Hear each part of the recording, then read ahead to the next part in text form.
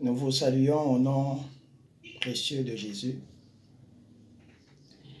Et je pense que dans ces temps de la fin et dans ces temps du soir, nous sommes en train de faire beaucoup de développement sur beaucoup de sujets concernant la spiritualité et les prophétiques. Et nous sommes en train vraiment de vouloir amener le peuple de Dieu à sa destination parce que nous avons la promesse et nous préparons l'Église pour la seconde venue du Seigneur. Je pense que tous les ministères, tous les dons du ministère, parce que nous insistons qu'il y a un seul ministère, celui de Christ, et chacun a reçu de ses dons. Les autres comme apôtres, d'autres comme prophètes, docteurs, pasteurs, évangélistes. Et je pense que nous voulions que chaque personne puisse réellement saisir la portée des enseignements que nous sommes en train de donner. Parce que nous sommes en train de bâtir la dimension prophétique et la dimension apostolique. Et je pense que nous avons commencé par dire que les prophètes sont des architectes et les apôtres sont des bâtisseurs. Et on ne peut bâtir la maison du Seigneur, le royaume, parce que l'Église, c'est le royaume de Dieu sur la terre. Nous ne pouvons les bâtir sans ces deux fondements, ces deux plateformes. Il y a un seul fondement qui est Christ, mais je pense que nous ne pouvons pas parler du fondement de Christ sans parler des prophètes et des apôtres. Et c'est sur base de cela même qu'existe la doctrine chrétienne. Donc que Dieu vous bénisse d'abord par rapport à cela.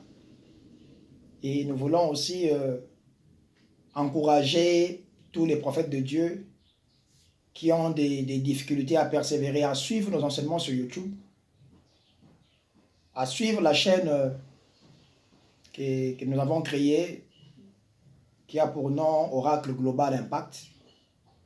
Et nous voulons parler du ministère, nous voulons parler de la spiritualité, de l'élévation spirituelle, de leadership. Nous voulons parler du prophète et de la prophétie. Nous voulons parler de l'élévation spirituelle, les voyages astrales, selon le modèle biblique. Existe-t-il un voyage astral? Donc nous allons donc répondre à beaucoup de questions.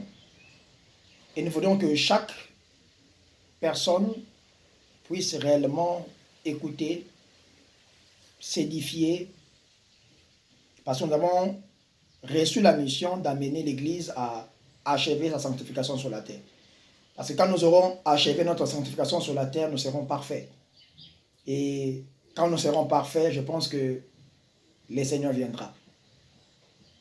Et je pense qu'il n'y a pas quelque chose d'aussi précieux que la perfection de l'Église.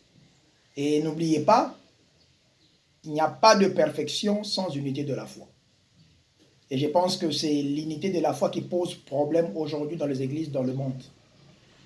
Nous pouvons tous prétendre à appartenir à Christ, mais aussi longtemps que les doctrines vont être divergentes, je pense que nous aurons un problème. Et je pense que la doctrine a déjà été posée.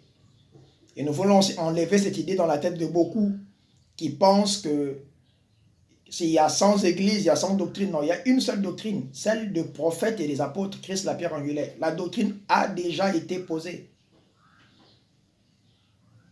Donc quand un homme de Dieu reçoit une révélation, un appel, je pense que nous devons faire attention à cela.